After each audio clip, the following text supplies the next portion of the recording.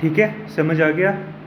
अब हम देखते हैं जो हमने पहले देखा था, दो हमने वॉलेटाइल सॉल्वेंट्स को मिक्स किया, उस पर रॉल्स लॉ लगाया, फिर हमें एक रिलेशन मिला। अब हम देखेंगे उसकी ग्राफिकल रिप्रेजेंटेशन।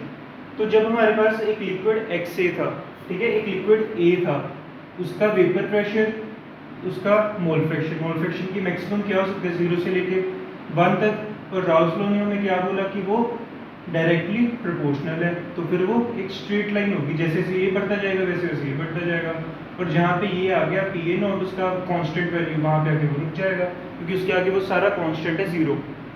ठीक है, सिमिलरली पी बी नॉट के लिए भी। लेकिन जब मैंने इन दोनों को, इन दो सोल्यूशंस को आपस में मिक्स किया, फिर क्या हुआ, मुझे एक नया ग्राफ मिला। वो ग्राफ कैसे बना सकता हूँ, इसे मैं इसके ऊपर ओवरलैप कर देता हूँ। ये देखो, ये मेरे पी ए नॉट, ये मेरी पी बी नॉट, ये एक्स ए का 0 से 1, ये एक्स बी का 0 से 1। तो ये बोलना है ये वाली लाइन यहाँ पे, ये वाली लाइन यहाँ पे। कोई डाउट इस चीज़ में? इजी, ठीक है। तो हम ये सीखते हैं। अच्छा, तो देखते हैं फिर। थोड़ी सी गलती होगी यहाँ पे, एक सेकंड।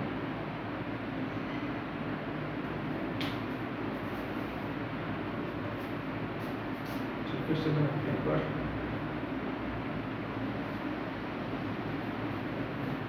तो सबसे पहले ये बनाते हैं।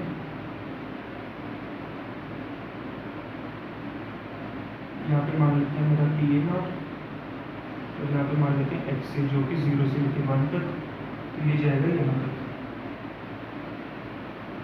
देन उसके बाद ये वाला उठा लेते हैं, ये मान लेते हैं लाइन पी बी नॉट की। पी बी नॉट था मेरा ऊपर, यहाँ पे मेरी लाइन आएगी। ठीक है, ताकि आपको समझ आ जाएगा ग्राफ, इसलिए एक बार फिर से बना लेते हैं। ठीक है, तो ये समझ आया इतना, ताकि आपको ग्राफ समझ आ जाए, इसलिए फिर से बना लेते हैं एक बार।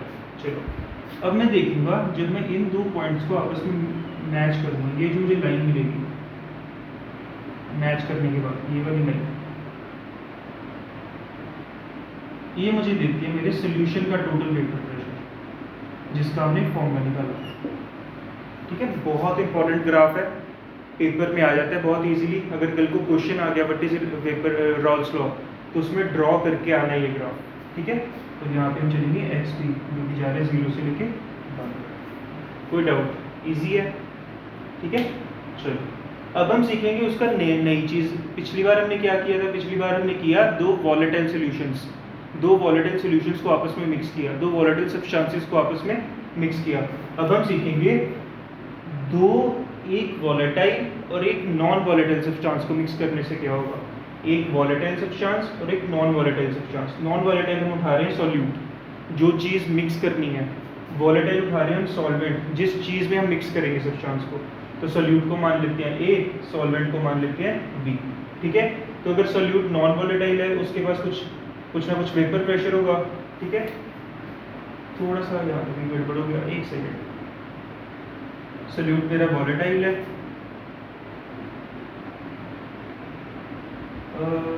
सॉल्यूट मेरा आ गया वॉलेटाइल, ठीक ही था। चलो, तो हमारे पास मेरा जो सॉल्वेंट है वो मेरा वॉलेटाइल है, जो मेरा सॉल्यूट है वो मेरा नॉन वॉलेटाइल है। इसके वेपर्स बनेंगे, इसके वेपर्स नहीं बनेंगे। इसके पास एक कांस्टेंट वेपर प्रेशर होगा, इसके पास एक कांस्टेंट वेपर प्रेशर पहले से नहीं होगा। इसका जो कांस्टेंट वेपर प्रेशर होगा that is P A not, इसका मोल फ्रैक्शन एक्स ए, इसके पास है ही नहीं तो वो 0, इसका मोल फ्रैक्शन एक्स पी। जब मैं यहाँ पे जाऊँगा तो इसके पास तो एक कांस्टेंट वेपर प्रेशर है ही नहीं, तो इसलिए उसका कुछ बनेगा नहीं। तो सिर्फ और सिर्फ इसके कांस्टेंट वेपर प्रेशर की वजह से इसमें चेंज आएगा। ठीक है, ये हमारी होती है relative lowering of vapour pressure. अगर मैं चाहता हूँ एक सॉल्वेंट का, एक जो सॉल्वेंट है उसका वेपर प्रेशर कम हो जाए, ठीक है, तब हम ये चीज़ करते हैं, तब हम उसके अंदर कुछ चीज़ ऐड कर देंगे ताकि उसका वेपर प्रेशर डाउन आ जाए। और वेपर प्रेशर की हमने एप्लीकेशंस पीछे देखी थी, हम क्यों डाउन लेके आना चाहते हैं, ताकि उसका बॉइलिंग पॉइंट इंक्रीज हो जाए। ठीक है, इजी।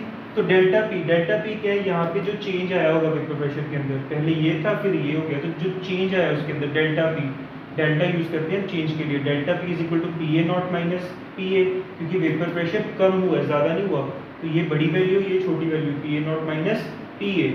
और हमने पीछे सीखा था P A is proportional to X A according to Raoult's law. तो P A is equal to P A not X A, क्योंकि ये कांस्टेंट है।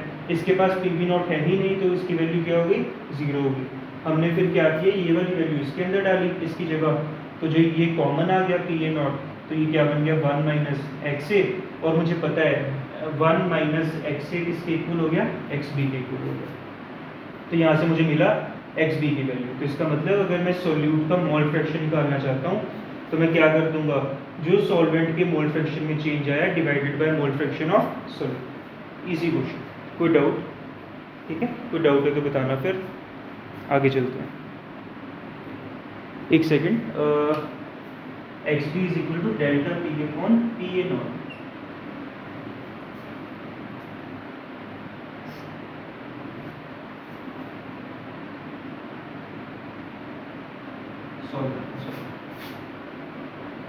डेल्टा देखो, delta X B is equal to delta P upon P A not, ये आ गया, easy. ठीक है, एक बार इसे अच्छे से देख लो, कोई डाउट है तो पूछ लो फिर।